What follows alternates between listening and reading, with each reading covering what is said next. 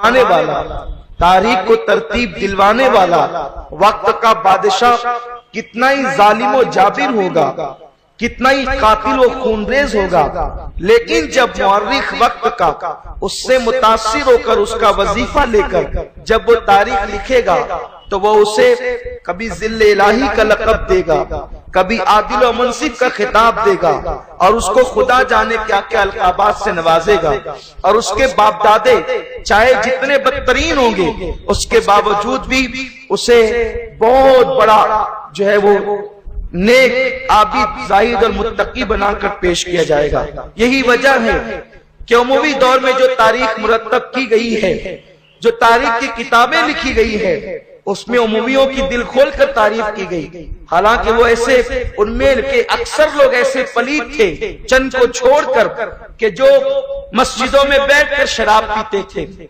मस्जिदों के सहन के अंदर बदनजरियां करते थे, लड़कों पर मिंबर पर बैठकर अहले बैत अतहार को गालियां देते थे। लेकिन एक तबका है जिन्होंने उमवियों की दिल खोलकर तारीफ की है। एक तबका है जिसने यजीद और उसके मानने वालों को अमीरुल मोमिनीन तक लिखा है। ये हालात की सितम ज़रीफी है। मेरे प्यारे आका सल्लल्लाहु अलैहि वसल्लम के प्यारे दीवानों, जब मजहब की तारीख में इतना घालमेल हो सकता है तो मुल्क की तारीख के अंदर घालमेल क्यों नहीं हो सकता?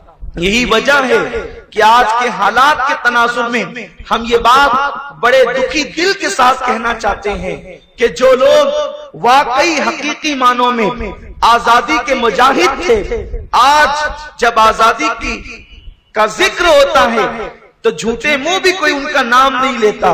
और जो लोग अंग्रेजों के वजीफा खार थे, उधर या इधर के, उन लोगों को आजादी का हीरो बनाया जाता है। हम आगे की गुफ्तगू में बहुत कोशिश करेंगे कि संजीदगी के साथ इन बातों को आपके सामने रखें। बात हम आपके सामने रखेंगे, फैसला आपने करना है हकीकत क्या है। आइए सबसे पहले हम तारीख की तरफ जाते हैं। अंग्रेज हिंदुस्तान कैसे आए, अंग्रेजों के हिंदुस्तान आने की तारीख क्या है। आपको मुमकिन है कि ये लतीफा लगेगा, लेकिन ये लतीफा नहीं, एक हकीकत है। अंग्रेजों के हिंदुस्तान आने की कोई बहुत बड़ी वजह न थी। काली मिर्च और गरम मसाले अंग्रेजों को हिंदुस्तान लाए हैं। इससे ज्यादा कोई हकीकत अंग्रेजों को हिंदुस्तान लाने की नहीं है। काली मिर्च किसी जमाने में, और दारचीनी, काली मिर्च को किसी जमाने के अंदर अंग्रेज काला सोना कहते थे। अब मैं इसकी फजीलत अगर तिब्बे नबवी के तनाजुर में बताने के लिए बैठूं तो इसके लिए मेरे पास काफी वक्त चाहिए, और वक्त यूं ही हमारे पास जो है वो शॉर्ट होता है। हर महफिल के अंदर हमें वक्त की नजाकतों का बड़ा ख्याल करना होता है। इतना समझ लें आप कि काली मिर्च के बड़े फवायद हैं, जैसे कि खून की सफाई के लिए काली मिर्च मुफीद है। इसी तरह से लाल मिर्च हम जो खाते हैं या हरी मिर्च, उसको वो हमें नुकसान पहुंचाती है।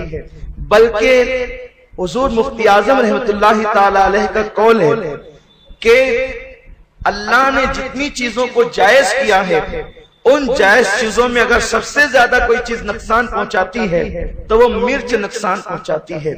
अगर मिर्च के नुकसान से कोई बचना चाहता है तो उसे काली मिर्च का इस्तेमाल करना चाहिए। इसलिए कि अगर काली मिर्च का हम इस्तेमाल खानों में करते हैं तो एक तो इंसान हरी और लाल मिर्च उसके नुकसानात से महफूज हो जाता है, और दूसरा फिर उसे तेजपन भी मिल जाता है। ये खून को साफ करती है, ये हाजमे के लिए भी मुफीद होती है, उसके बाद ये जख्मों के लिए भी मुफीद होती है। इसकी एक तारीख है। आप गौर करें, अंग्रेज जैसी कौम जिसको काले सोने का नाम देती हो, वो कैसी चीज होगी। हुआ ये था कि अरब ताजिर हिंदुस्तान आते और ये हिंदुस्तान से काली मिर्च, दालचीनी और गरम मसाले लेकर ये इंग्लिस्तान की मंडियों में बेचा करते थे। और किसी जमाने में ये काली मिर्च का जो भाव था वो उस जमाने में सोने के बराबर था। جیسے سونا قیمتی آج کے دور میں ہے، اس دور کے اندر کالی مرچ اور دارچینی اتنی قیمتی ہوا کرتی تھی۔ یوں بھی ہندوستان کے گرم مسالے، ہندوستان کا عود، ہندوستان کی جڑی بوٹیاں اتنی مشہور ہے کہ عرب اس پر فدا تھے، بلکہ کچھ ضعیف حدیثوں میں اللہ کے رسول صلی اللہ علیہ وسلم نے خود ہندوستان کی جڑی بوٹیوں کی تعریف فرمائی ہے۔ اللہ کے رسول صلی اللہ علیہ وسلم فرماتے ہیں اگر کوئی بیمار پڑے تو اسے چاہیے کہ وہ ہندوستان کی جڑی بوٹیوں سے اپنا علاج کرائے، کیونکہ اللہ نے ہندوستان کی جڑی بوٹیوں میں شفا رکھا ہے۔ ایک ضعیف حدیث یوں بھی ہے، آقا کریم صلی اللہ علیہ وسلم سے پوچھا گیا یا رسول اللہ آپ کو عطریات میں سب سے زیادہ کون سی خوشبو پسند ہے؟ تو آقا کریم نے فرمایا مجھے ہندوستان کا عود بڑا پسند ہے۔ اور پھر اللہ کے حبیب صلی اللہ علیہ وسلم کے صحابہ جب بھی حضور علیہ السلام کے چہرے کو تشبیہ دیتے تو آپ اکثر شعراء کی کلام اٹھا کر کے دیکھیں، انہوں نے حضور علیہ السلام کے چہرے کو جو چمکتا ہوا دیکھا تو وہ یوں کہتے ہیں یا رسول اللہ آپ کا چہرہ یوں چمکتا ہے جیسے ملک ہندوستان کی تلوار چمکتی ہے۔ اس طرح سے ہندوستان کی بات چیزیں بڑی مشہور۔ اب ہندوستان کے اندر یہ دارچینی، کالی مرچ، گرم مسالے آخر اتنے مشہور کیوں ہوئے، اتنے فیمس کیوں ہوئے، یہاں کی جڑی بوٹیوں کے اندر اتنی تاثیر کیوں ہوئی؟ تو اس کی ایک وجہ میں صرف یہ رکھ کر کے آگے بڑھنا چاہتا ہوں، کبھی آپ مجھے یاد دلائیں تو انشاءاللہ یہ مستقل عنوان ہے ہند کی سرزمین کے پھل اور جڑی بوٹیاں اور یہاں کے عطریات۔ انشاءاللہ تعالی احادیث رسول کی روشنی میں اس پہ گفتگو ہو سکتی ہے، کسی دن ہم اس کو موضوع سخن انشاءاللہ بنائیں گے تو آپ کو پتا چلے گا کہ ملک ہندوستان کی سرزمین کی عظمتیں اور برکتیں کیا ہیں۔ البتہ مختصر یہ ہے کہ اس کی تاثیر کی وجہ یہ سمجھ میں آتی ہے کہ حضرت آدم علیہ السلام کو جب اللہ نے زمین پہ اتارا تو آپ ہندوستان کی سرزمین پر قدم رکھتے ہیں، تو جو پتے آپ لے کر کے جنت سے آئے تھے اس کا سب سے پہلا اثر اگر کسی زمین پر پڑا ہے تو وہ ہندوستان کی سرزمین پر پڑا ہے۔ یوں بھی جو لونگ ہوتی ہے، لونگ کے متعلق روایتوں میں یہ آیا ہے کہ جب حضرت آدم علیہ السلام اللہ کے خوف سے روئے ہیں تو وہ رونے کے جو آنسو ہے جس زمین پر پڑے ہیں، اللہ تبارک و تعالیٰ نے زمین کے اس خطے سے لونگ کو پیدا فرمایا ہے۔ یہ لونگ میں بھی خوب تاثیر اللہ نے رکھی ہے۔ اللہ اکبر۔ تو ہندوستان کی سرزمین سے عرب تاجر گرم مسالے لے جاتے، عرب میں بھی بیچتے اور خاص طور پر انگلستان کی منڈیوں میں بیچتے۔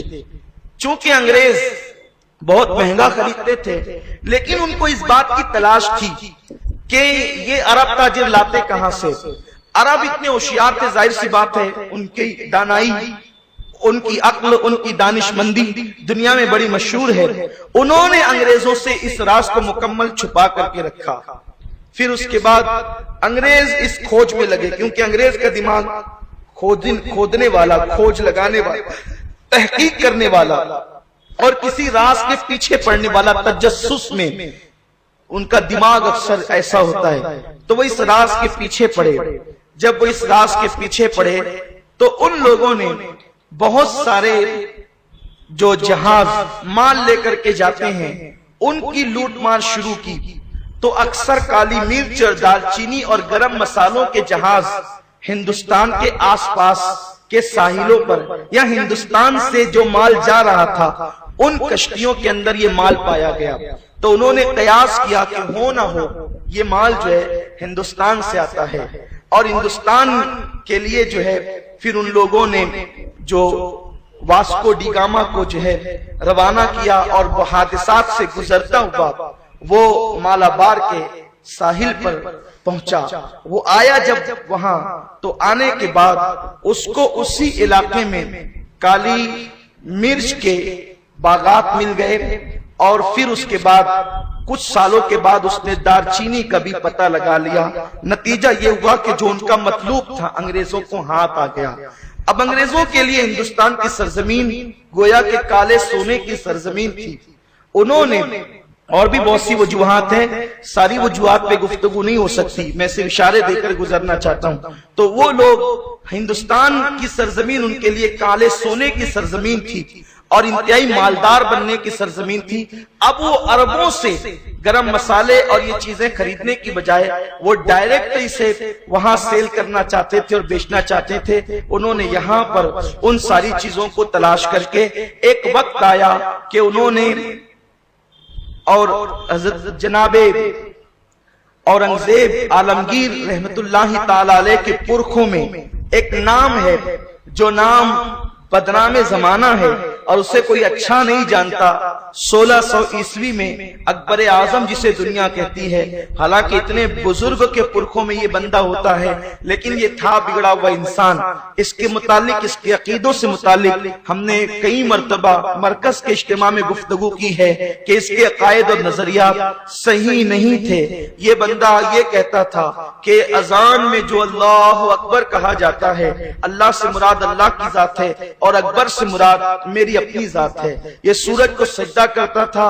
ہندو، مسلم، سکھ، عیسائی، یہودی، پارسی، یہ سب کو ملا کر ایک مذہب اس نے ترتیب دیا تھا اور اس کا نام اس نے دین الہی رکھا تھا. وہ مذہب تو کیا ہوتا، گویا کہ وہ الہاد اور بے دینی تھا.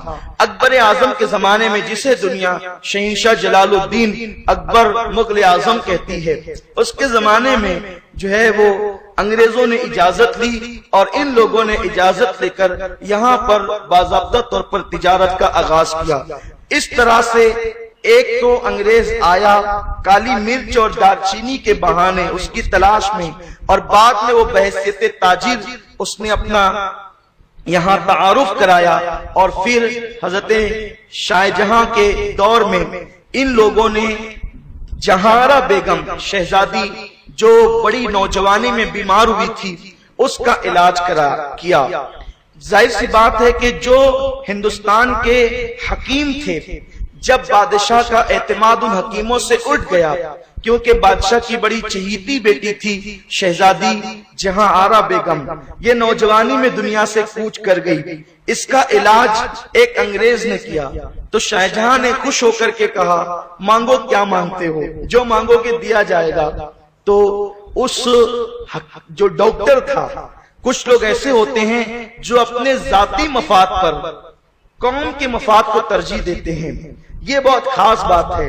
انسان کو جب بھی موقع ملے اسے اپنی قوم کے لیے کچھ کرنا چاہیے. اپنے مفاد کے لیے جو لوگ کرتے ہیں ایک دن وہ مٹ جاتے ہیں اور ان کا نام بھی مٹ جاتا ہے، لیکن جو قوم کے لیے کام کرتے ہیں ان کا نام زندہ رہتا ہے. تو وہ انگریز ڈاکٹر تھا، لیکن وہ اپنے مفاد پر اپنی قوم کے مفاد کو ترجیح دینا چاہتا تھا.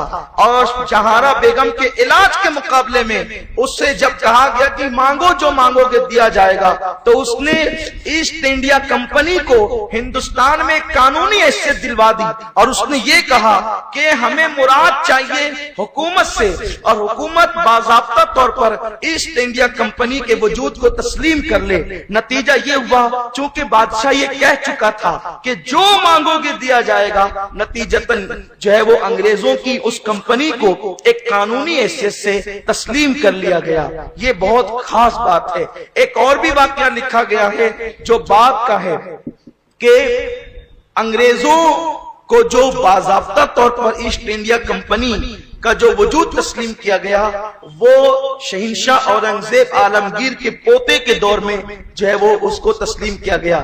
لیکن علامہ اختر شاہ جہاں پوری صاحب رحمت اللہ تعالی علیہ نے جو ہے وہ اس واقعے کو خاص طور پر ذکر کیا ہے جس کا میں نے پہلے تذکرہ کیا. اب یوں ہوا کہ ایسٹ انڈیا کمپنی دھیرے دھیرے اپنے قدموں کو جمانے لگی، لیکن چونکہ ابھی بیدار مغز بادشاہ اورنگزیب کا دور تھا، اورنگزیب نے ان لوگوں کو پنپنے نہیں دیا یا ان کو بہت دبا کر کے رکھا، بلکہ کہیں کہیں ساحلوں سے ان کے جو کمپنی کی کوٹھیاں تھی اس کو اکھاڑ کر بھی پھینکوایا. یہ ساری چیزیں ہوئی، لیکن اورنگزیب عالمگیر کے بعد ان کے بیٹوں کی جب حکومت آئی تو نتیجہ یہ ہوا کہ جب عیش پرستی محنت کی جگہ جب عیش پرستی جنم لیتی ہے تو اس وقت پھر جو ہے وہ حکومتوں کا خاتمہ ہو جاتا ہے۔ اورنگزیب کا نقطہ نظر یہ تھا کہ وہ بندہ پورے ملک ہندوستان پر اکھنڈ بھارت پر حکومت کرنے کے باوجود کبھی بیت المال سے ایک ٹائم کی روٹی لے کر کے نہیں کھاتا تھا، بلکہ قرآن شریف لکھ کر ٹوپی سی کر وہ اپنا گزارا کرتا تھا۔ اور اورنگزیب عالمگیر رحمت اللہ تعالی علیہ جب کوئی ٹوپی فروخت کرنے جاتا تو فرماتے کسی خریدنے والے کو یہ مت بتانا کہ یہ ٹوپی اورنگزیب نے سلی ہے، کیونکہ اگر تم یہ بتا دو گے تو ممکن ہے کہ وہ زیادہ رقم دے کر کے خریدے گا تو کہیں میرا اجر ضائع نہ ہو جائے۔ اس شان سے اس نے زندگی گزاری، لیکن اولاد اولاد ہوتی ہے، اولاد کوئی ضروری نہیں ہے کہ باپ کے نقش قدم پر چلے، اور پھر اولاد عیش پرست ہو گئی اور پھر بیٹوں سے زیادہ پوتے عیش پرست ہو گئے، اور پھر ایک وقت وہ آیا کہ بہادر شاہ کے دور پر آنے تک کے یہ لوگ وظیفہ خوار بادشاہ کی حیثیت سے اپنی زندگی گزارنے لگے۔ حضرت قبلہ استاذ گرامی قدر حضور امیر سنی دعوت اسلامی نے ایک مرتبہ مجھ سے فرمایا تھا کہ ایک مفکر کا قول ہے کہ جس بندے کو کروڑوں مشقتیں اس کے مشن سے ہٹا نہیں سکتی، اس بندے کے قدموں میں عیش و عشرت کے سامان ڈال دیے جائیں، وہ بندہ اپنے مشن سے ہٹ جاتا ہے۔ جس کو مشقتیں مشن سے نہیں ہٹا پاتی ہے اسے عیش کے سامان مشن سے ہٹا دیتے ہیں۔ کسی کو عیش میں مبتلا کر دو وہ اپنے مشن کو بھول جائے گا۔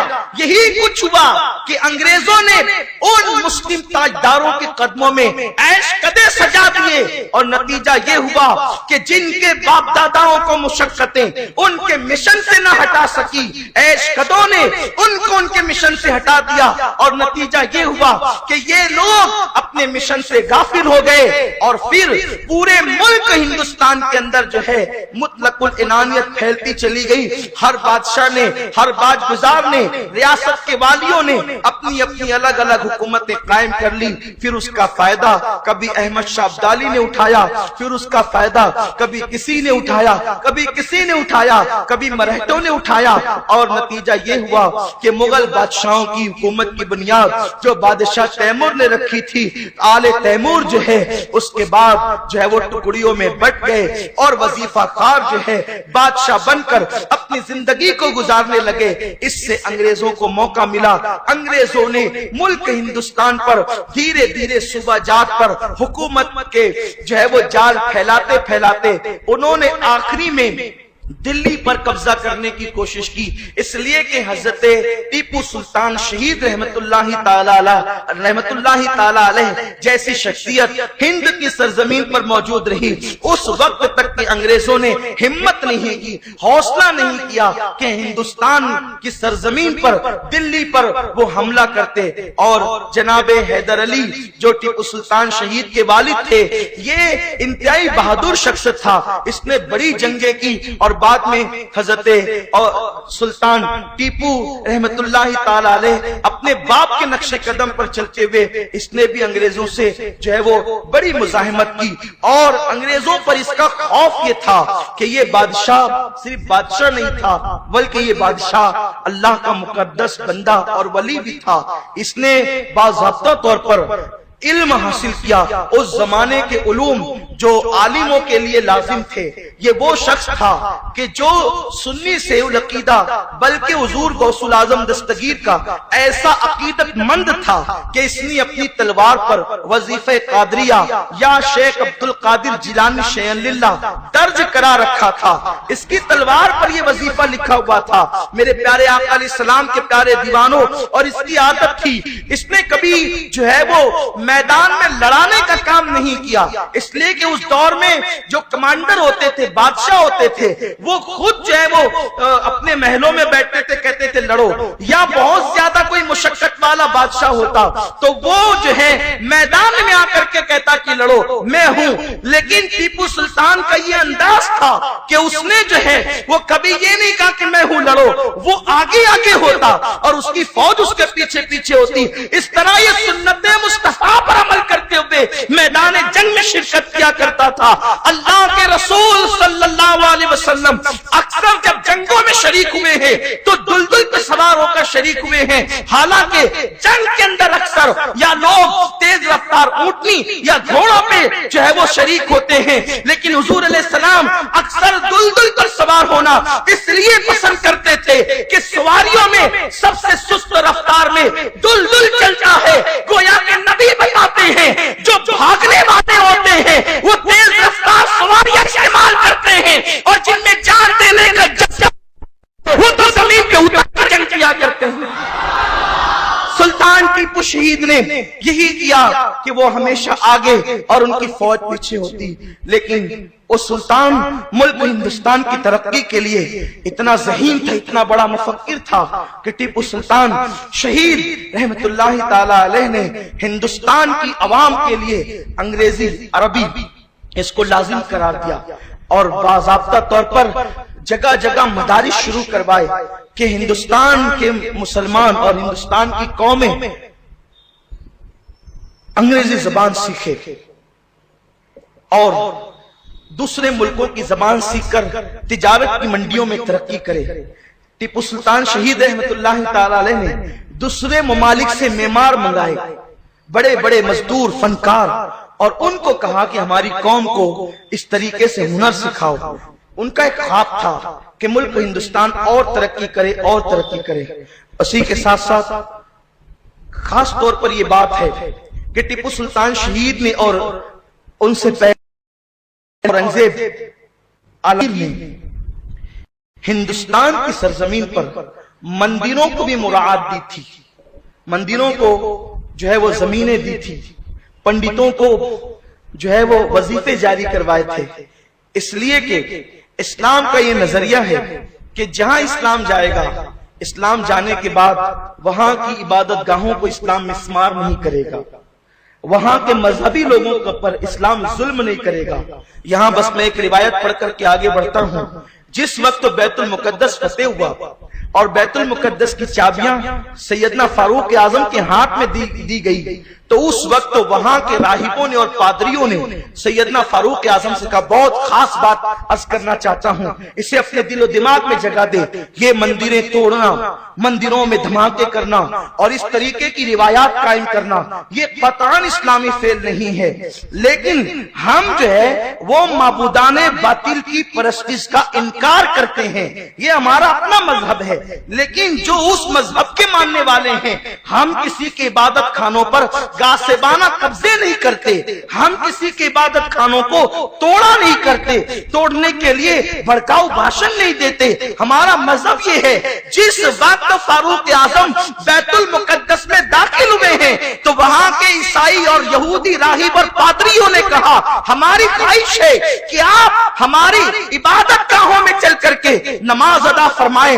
تو فاروق اعظم نے کہا تھا، میں تمہاری عبادت گاہوں میں نہیں آؤں گا اور نہ وہاں نماز پڑھوں گا، اگر میں 2 رکعت نماز وہاں آ کر پڑھ لوں گا تو بعد کے آنے والے مسلمان کہیں اس کو دلیل بنا کر تمہاری عبادت گاہ توڑ کر کے مسجد نہ بنا لے، اس لیے میں وہاں نہیں آنا چاہتا، کیونکہ ہم جو ہے اگرچہ مشرکوں کی عبادت گاہوں کو حق نہیں مانتے لیکن ہم ان کی حق تلفی بھی نہیں کرتے، اس لیے کہ انسان کو یہ حق حاصل ہے، انسان کو یہ حق حاصل ہے کہ وہ اپنے دل کے فتوے پر عمل کرے۔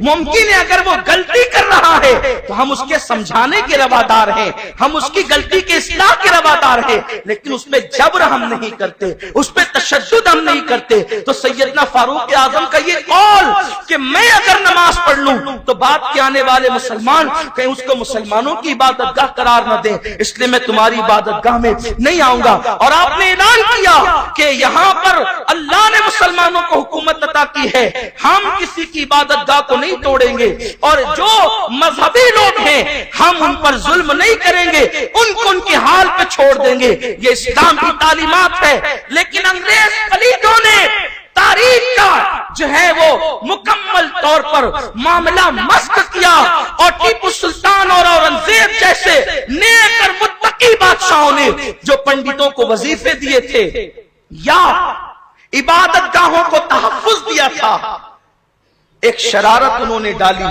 کہ جب تک لڑائیں گے نہیں حکومت کیسے ہوگی. تو انہوں نے ایک تاریخ گڑی کہ سومنات کا جو دروازہ محمود غزنوی افغانستان لے گیا تھا، ہم وہ تمہیں واپس لا کے دیں.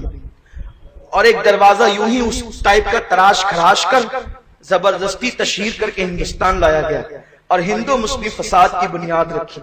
اسی فساد کی بنیاد میں ایک بنیاد یہ بھی ہے کہ ظہیر الدین بابر نے ایک مندر توڑ کر کے عالیشان مسجد بنائی تھی، اس کا نام بابری مسجد ہے. یہ قضیہ انگریزوں نے مشہور کیا، حالانکہ اس کی تاریخ میں کوئی حقیقت نہیں. میں اپنا مسلک پیش کر رہا ہوں، ہمارا مسلک ہے لا الہ الا اللہ. یہ مسلک ہمارا، یہ مذہب ہمارا ہے، لیکن ساتھ یہ بات بھی کر رہا ہوں ہمارا مذہب یہ لا الہ الا اللہ، کوئی معبود نہیں ہے. لیکن ساتھ ہی ہمارا مذہب یہ ہے کہ اگر کسی نے کسی کو معبود مان لیا ہے، ہم اس کو سمجھانے کے روادار ہیں، ہم اس کو سکھانے کے روادار ہیں، اس کے بطلان کو علمی دلائل سے پیش کرنے کے روادار ہیں اور اس کی دلیلوں کو توڑنے کے روادار ہیں. ہم آستینیں چڑھا کر کسی کے عبادت خانوں کو یوں ہی توڑ کر اس پہ قبضہ کرنے یا غصب کرنے کے روادار نہیں ہے. میں بہت واضح طور پہ اس کو پیش کرنا چاہتا ہوں، کیونکہ اس وقت جو ملک ہندوستان میں حالات بنے وہ یہ ہیں کہ جب مسلمانوں کی حکومت تھی اس وقت تو دوسرے مذہب والوں پہ ظلم کیا گیا، بیٹیوں کی آبرو لوٹی گئی، مذہبی مقامات کو توڑ کر کے پھر اپنی مسجدیں تعمیر کی گئی. یہ جھوٹ، فریب اور دجل ہے، اس کی کوئی حقیقت نہیں ہے. ہندوستان میں انگریز نے اس کو اس وجہ سے رواج دیا کہ لڑاؤ اور حکومت کرو. جب تک وہ لڑاتے نہیں وہ حکومت کیسے کر سکتے تھے؟ اس لیے کہ یہ وہی ہندوستان ہے جس ہندوستان کے اندر اللہ اکبر اورنگزیب عالمگیر اس دن تک کے بھوکے رہے جب تک کہ پنڈت کی بیٹی کو انصاف نہ دلوایا. یہ وہی ملک ہندوستان ہے اللہ اکبر کہ جس ملک کے اندر اسلامی مملکت کے سربراہوں نے غیر مسلموں کو جو ہے باضابطہ طور پہ وظیفے جاری کروائے، تحفظ فراہم کیا جانوں کو. یہ وہی ملک ہے. آج بھی ملک کی سچی تاریخ اگر تلاش کی جائے تو ہندو اور مسلمانوں میں یا مسلمان اور دوسرے مذاہب والوں میں آپسی جو ہے وہ بھائی چارگی کا نظام ویسا قائم ہو سکتا ہے جیسا کہ میثاق مدینہ میں اللہ کے نبی نے قائم کیا تھا. ہم اس یکجہتی کے قائل نہیں ہیں جو آج کے سیاسی لیڈر کر رہے ہیں. ہم اس یکجہتی کے قائل ہیں جو میثاق مدینہ میں مصطفیٰ جان رحمت نے کیا تھا.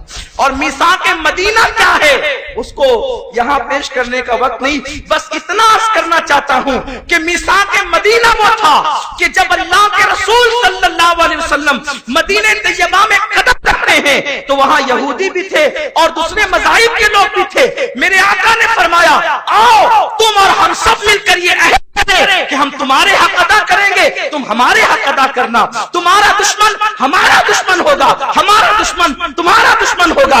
ایک وطن میں رہنے والے ایک دوسرے کی جان کو تحفظ دیں گے، ایک دوسرے کی عزت کو تحفظ دیں گے، ایک دوسرے کے موت کو تحفظ دیں گے. اس طرح میثاق مدینہ کی شرائط پر آپ غور کر سکتے ہیں. اسلام جو ہے لا الہ الا اللہ محمد رسول اللہ کی تعلیم دیتا ہے، لیکن ہم وطنوں کے ساتھ بھائی چارگی کا تصور بھی دیتا ہے. اسلام جو ہے موالات سے منع کرتا ہے، معاملات سے منع نہیں کرتا، اور ہم اسی کے قائل ہیں. میرے پیارے آقا علیہ الصلوۃ والتسلیم کے پیارے دیوانوں، تو جب تک کہ ٹیپو سلطان شہید موجود رہے انگریزوں نے دلی پر حکومت کرنے کا خواب بھی نہیں دیکھا. لیکن آپ جانتے ہیں ہر جگہ جو ہے وہ غدار پلتے ہیں، مارے آستین کے سانپ رہتے ہیں. یہی ہوا حضرت ٹیپو سلطان شہید کے ساتھ بھی مخبری کی گئی اور نتیجہ یہ ہوا کہ وہ بندہ کھانا کھانے کے لیے بیٹھا تھا، پہلا لقمہ منہ میں ڈالا اور یوں خبر آئی کہ چلیے دشمن باہر سے حملہ کر رہا ہے.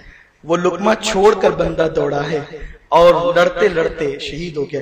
جب حضرت ٹیپو سلطان شہید ہوئے ہیں تو ان کے گلے میں جو ہار تھا اس وقت اس قیمت کے حساب سے 5 لاکھ روپے کا وہ ہار تھا، جو موتیوں کا قیمتی ہار انہوں نے پہن رکھا تھا.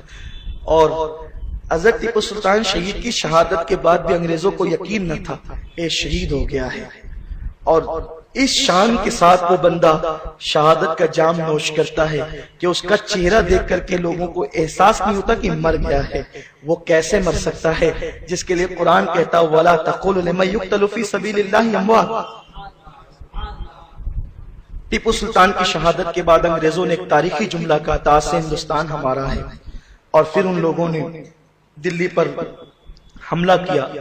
نتیجتاً یہ ہوا کہ انہوں نے دلی کے لال قلعے پر 1857 میں اور ایک تاریخی روایت کے مطابق 58 میں بہرحال اپنا پرچم لہرانے کی کوشش کی اور پورا ملک ہندوستان ایسٹ انڈیا کمپنی کو تحلیل کر کے اب وہ باضابطہ طور پر انگلستانی حکومت کے زیر حکومت آ گیا اور یہ ملک غلام بن گیا. جب یہ ملک غلام بنا تو علماء نے محسوس کیا چونکہ دلی پر تو تسلط ان کا 1857 میں ہوا لیکن پہلے یہ اور جگہوں پر قابض ہو چکے تھے. پورا ملک مکمل طور پر جو ہے وہ اس سن میں ہاتھ سے گیا اور صوبوں پر تو ان کے قبضے ہو چکے تھے. ان کا ظلم، ان کی زیادتی، یہ ساری چیزیں تھیں. اور پھر اس وقت علماء نے محسوس کر لیا تھا کہ اگر انگریزوں کے خلاف علم جہاد بلند نہ کیا گیا تو یہ ہمارے مذہب کے بھی دشمن اور ہمارے ملک کے بھی دشمن ہیں. کیونکہ اس وقت کے حالات یہ تھے کہ انگریزوں نے بڑے بڑے عیسائیوں کو جو یہاں کی زبانیں جانتے تھے، فارسی زبان، سنسکریت زبان جو زبانیں جانتے تھے، یہ اپنی کوٹھیوں کے اندر ان کے جلسے کرواتے تھے اور وہ عیسائی پادری دوسروں کے مذاہب پر حملے کرتے تھے اور گالیاں بکتے تھے مذہبی بزرگوں کے خلاف. تو مسلمان یہ کیسے برداشت کر سکتا تھا؟ اچھا، یہ بات خاص طور پر قابل ذکر ہے کہ سب سے پہلے جہاد کے متعلق مسلمانوں کو کیوں سوچی یہ بات؟ کیونکہ کوئی کہہ سکتا ہے کہ بھئی اور بھی مذہب کے لوگ یہاں تھے تو دوسرے مذہب والوں نے آخر کیوں شروعات نہیں کی، مسلمانوں نے ہی کیوں شروعات کی؟ تو یہ بالکل ظاہر سی چیز ہے کہ حکومت تو مسلمانوں کی تھی صدیوں سے، سارا کاروبار تو مسلمانوں کے ہاتھوں میں تھا. تو جس کے ہاتھ سے کاروبار چھینا گیا ہے تو درد تو اسی کو زیادہ ہوگا. کیونکہ دوسرے مذہب والوں کے لیے انگریزی حکومت کا حال بالکل ایسا ہی ہے. دوسرے مذہب والوں کے لیے انگریزی حکومت کا حال ایسا ہی ہے کہ جیسے مسلمانوں کی حکومت تھی. اب مسلمان ان کے ہم مذہب تو تھے نہیں تو اب انگریزوں کی حکومت آ گئی. تو اس کا مطلب تو نہ یہ ہم مذہب نہ یہ ہم مذہب، دونوں اجنبی ہی ہے. تو دوسرے مذاہب والوں کو کوئی خاص فرق نہیں پڑتا تھا انگریزوں کی حکومت آنے سے، کیونکہ ان کے لیے تو مذہب دوسرا ہی تھا. مسلمانوں کو چوٹ یہ تھی کہ اگر انگریزوں کی حکومت اسی طرح جمتی رہی تو ہماری آنے والی نسلوں کا ایمان سلامت رہے گا یا نہیں، یہ بہت بڑا چیلنج تھا. دوسرا یہ کہ ملک ہندوستان کا کیا ہوگا، یہ دوسرا چیلنج تھا. اس لیے علماء حق نے جو ہے انگریزوں کے خلاف جہاد کا علم بلند کیا. اور جیسا کہ آپ بارہا سن چکے ہوں گے یا پڑھ رہے ہوں گے یا سنتے ہوں گے کہ سب سے پہلے دلی کی سرزمین پر حضرت علامہ فضل خیر آبادی رحمت اللہ تعالی علیہ نے جمعہ کی نماز کے بعد جہاد کا فتویٰ دیا. اور پھر اس کے بعد آگرہ، دلی، الور، اس طریقے سے جو علاقے تھے ان میں ایک شورش بپا ہوئی، ایک ہنگامہ بپا ہوا اور جو بڑے بڑے شہر تھے، بدایوں، بریلی، اس طریقے کے جو مسلمانوں کے بڑے بڑے شہر تھے وہاں سے فوجوں کے اندر ایک ہنگامہ پیدا ہوا اور اس طرح سے آزادی کی ایک تحریک چھڑی. آزادی کی تحریک کو آپ دو حصوں میں تقسیم کر سکتے ہیں، ایک ہے جنگ آزادی اور ایک ہے میری تحریک آزادی. یہ خاص طور پہ سمجھنے کی بات ہے. جنگ آزادی جو لڑی گئی ہے وہ 1857 میں لڑی گئی ہے. اس کے بعد کی جتنی تحریکیں ہیں وہ جنگ نہیں ہے، وہ تحریک ہے. اور 1857 سے پہلے بھی جیسے ٹیپو سلطان کا لڑنا، حیدر علی کا لڑنا، اگرچہ انگریزوں کا مکمل تسلط نہیں ہوا تھا، قبضہ نہیں ہوا تھا، لیکن بعض ریاستوں پر تو وہ قابض ہو چکے تھے، ان کے تسلط ہو چکے تھے، وہ وہاں پر آ چکے تھے. اس لیے وہ جتنی جنگیں تھی اس کا اختتام اگر آپ کہہ سکتے ہیں تو 1857 کی اس جنگ کو کہہ سکتے ہیں جس کی قیادت علماء کر رہے تھے. اور ایک حیرت انگیز بات یہ ہے کہ 1857 میں جو علماء نے پوری طاقت لگا دی، پوری طاقت جھونک دی انگریزوں کے خلاف، تو اس میں کچھ مخبر جنہوں نے علماء کے خلاف جو ہے خبریں دی، قائدین کے خلاف خبریں دی، اور نتیجہ یہ ہوا. اور ساتھ ہی ساتھ جب علماء لڑنے کے لیے میدان میں آئے فوجوں کو لے کر کے، تو اس وقت تو کچھ لوگوں نے غداریاں بھی کی. نتیجہ یہ ہوا کہ جو پلان تھا وہ ناکام ہو گیا. ظاہر سی بات ہے جب راز ادھر سے ادھر جائیں گے تو پلان تو ناکام ہوں گے.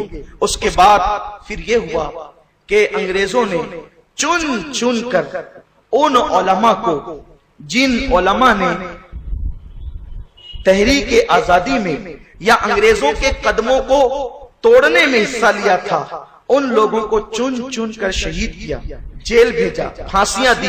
یہاں تک کہ مورخین لکھتے ہیں کہ دلی سے لے کر لاہور تک جتنے درخت رستے میں تھے، اکثر درختوں پر علماء کے کٹے ہوئے سر لٹکے ہوئے تھے.